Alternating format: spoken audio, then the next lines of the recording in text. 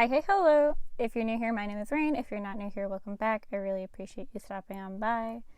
What this video is another one of my sketchbook sessions. So if you've never seen one before, basically what I'm going to be doing is I'm going to be sketching in pen, filling maybe a page and a half of my sketchbook, just kind of having fun doing sketchbook things.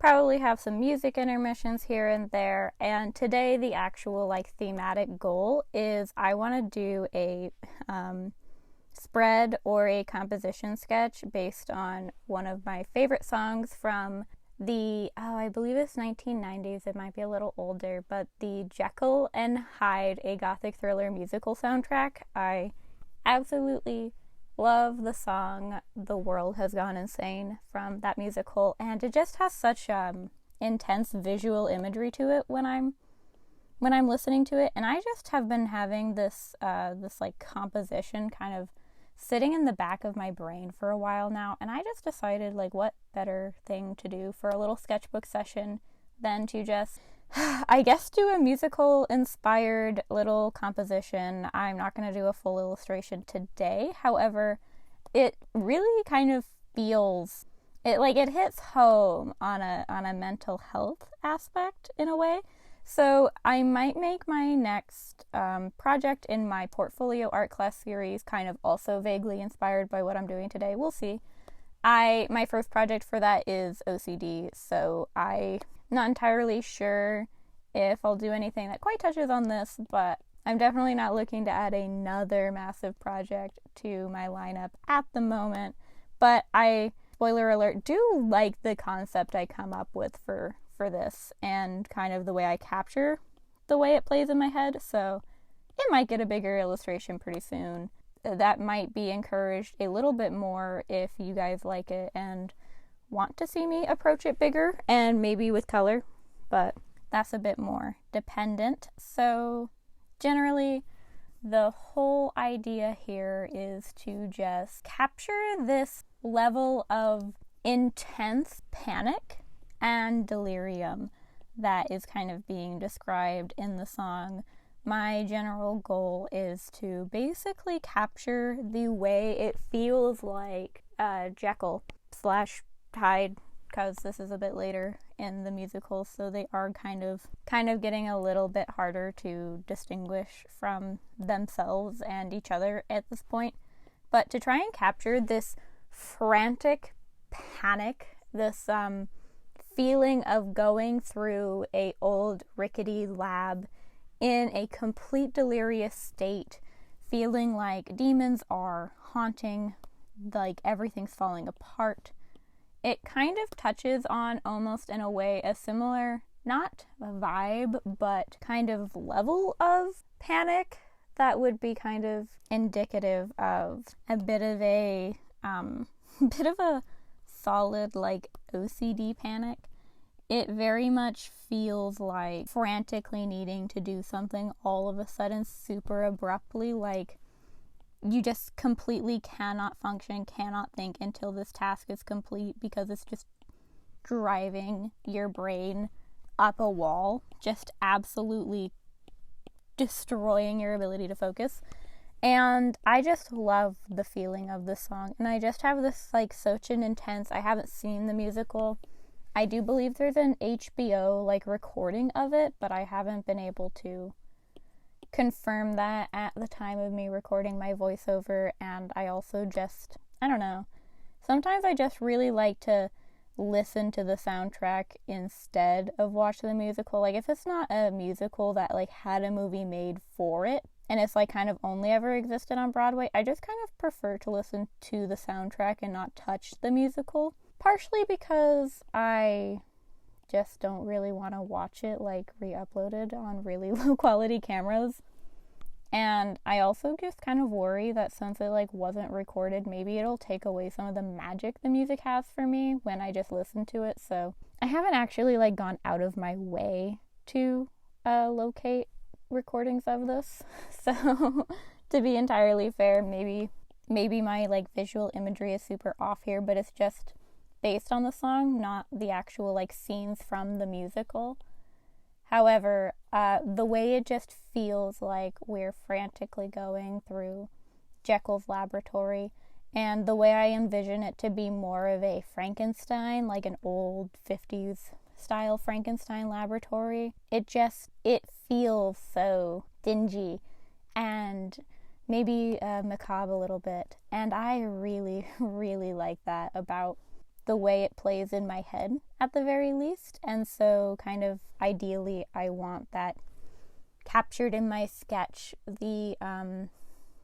The jar to the right side of the picture plane that has a kind of a sketch of a kind of mangled, not super anatomically accurate human heart in it. The I'm getting a stutter because I'm so excited. The kind of broken finger approach I have as well in it. I didn't really want the hands to look entirely functional, I guess. I definitely can't bend my hands the way that I'm illustrating them to. I tried to get a good reference, but I don't have that ability. And so I kind of exaggerated it even more from that. Kind of wanted to touch on a very elongated, jointy finger feel. I wanted it to feel like the character, who very much is not a Jekyll. It's a female. It's more of a it's a bit more of a take on, I don't want to say a take on myself. I definitely don't look like the character I end up illustrating, but I kind of wanted to go for a Mad Woman approach just because I wanted the hair to be super frantic and chaotic, and I wanted it to be a little bit more like the illustration I'm currently working on, so it just ended up being a woman. I was very inspired by my composition sketch for OCD that I've been having to stare at so much for school the past few days, so it wasn't helped that was kind of what I had been working on, so I just went with a more feminine character.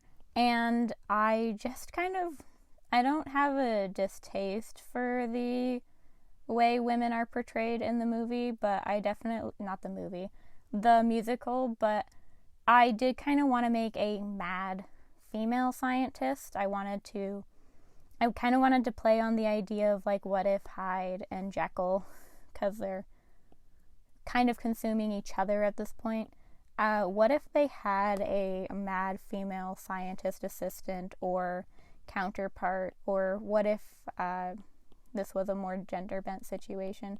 I just kind of wanted to play with the female form instead, which is kind of my preference in illustration, to be fair. I do think I draw a lot more women. I think most of my OCs are female or non-binary with feminine-ish bodies, so there's that. I don't really know. Maybe that had a bit of the bias in there as well. Kind of just didn't feel like drawing a male character. But I also didn't really want to look up the guy who plays and sings The World Has Gone Insane. This is very specifically the Anthony Warlow version. I prefer that much to the one from Jekyll and Hyde Resurrection. This is such a nerdy video. I'm realizing very abruptly that this is just me doing musical fangirling for 30 minutes. But oh no, this is going to not hit any audience. I can feel it. My composition sketches, I did go back to my composition sketch later and was like, but what if the female character was like pounding on the table instead of peeking up from behind it? What if this was more of a cusp of a breakdown, kind of just smashing hands to table kind of thing?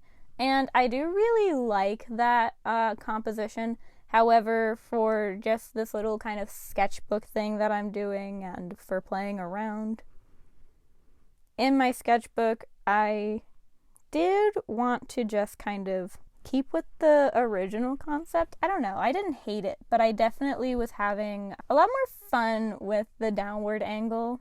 So I did kind of just decide to ink that little concept sketch, see how I feel about it, and then I guess I'll just let you guys watch that, and I'll come back for more Jekyll and Hyde fangirling in a little bit.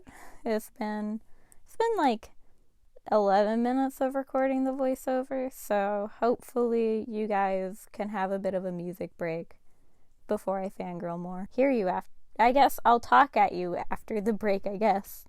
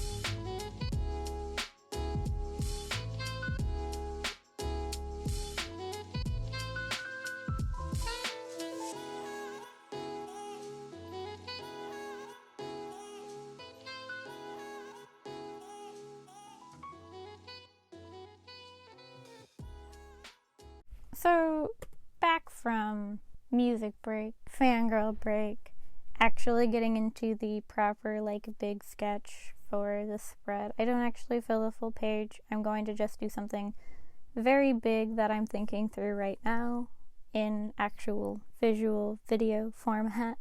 But, I'm basically just going to fill a massive chunk of the bottom of the sketchbook with my favorite of my compositional sketches, because I can and I wanted to, and I also just have been really enjoying at this point in the video and where I'm at sketchbook wise. I've been very much enjoying a bit of a manga feel to my sketching. It's not super uncommon that I'll sketch in a highlighter and then I'll go over in ink with a touch of white highlight, but I mostly do that with like character design sketches or character sketches in general.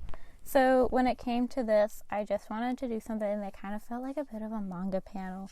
And I have thought about, in like retrospect, maybe doing a little one-page comic thing inspired by this, just to kind of explore space, and more particularly to practice backgrounds inspired by themes, and particularly that mad scientist, dingy, almost Victorian type biology lab kind of feel. Not just because I really, really love a lot of the songs from the Jekyll and Hyde musical that is just Jekyll and Hyde doing their things, but also because of my OC Vivian, who I don't think I've shown on the channel yet. He's probably my most loved but least sketched OC. But Vivian is a 18th century immortal scientist. Basically, his lore, to summarize it super quickly, is he suffered an accident and became immortal in the 18th century, and he had been a scientist at the time, a bit of a mad one, definitely more of a morally gray type character, where it's definitely, he's very clearly not a good guy, but he's definitely not evil, and he's certainly not the villain of any true capacity in any story. And I've been wanting to do more illustrations of that character, in particular Vivian, in his environment and his kind of space, I guess you could say, something that's more authentic to his origin story as opposed to the modern day where all of my OCs kind of exist together and can interact with each other. I have been wanting to explore illustrating his backstory a bit, perhaps in a comic format, perhaps in a couple of just really big illustrations. So I guess it was also just because I've been really wanting to play with that. And also, the eyes might be a bit wonky in this illustration, just because I was feeling them out. I didn't want to have the guidelines. And this is my sketchbook, and frankly, I've been wanting to get better at just eyeballing it recently. So I definitely might have a bit of an offness to the face, but I very much like how it comes out, and I very much have been enjoying just allowing myself to not concern myself with perfection and pursuing a bit more of a practice in just sketching. To cover the guideline, I did carry over the headband, just a simple black headband kind of feel. I feel like that's an acceptable way to cover a guideline. And I definitely needed that one. I'm not quite good enough yet in my own practice where I can just, no guideline, feel out an entire head of hair and place facial features. I'm hoping to get there one day. Definitely not there right now. And frankly, I just really love the feel of this. I do wish I had centered the character a little bit better.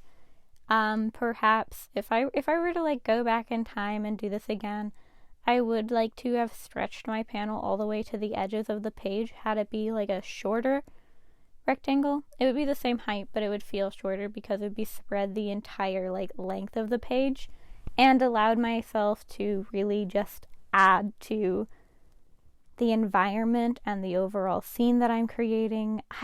Wow. I'm losing my brain trying to articulate the absolute chaos that this was, so.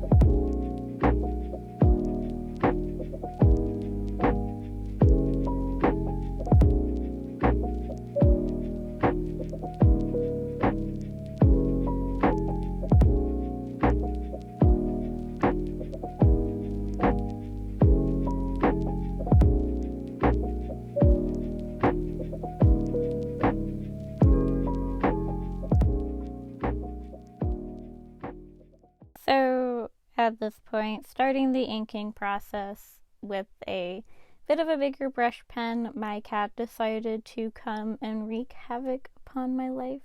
Fortunately enough for me, I wasn't actually super far in the process because he has super severely smudged my drawings before, walking all over them, but smudged my drawings. This is my cat Smudge. Sorry about the camera shake. He really got excited. He likes to rub his face on the holder I have for my phone for when I'm recording. But when it actually comes to the inking process, disregarding the cat visit,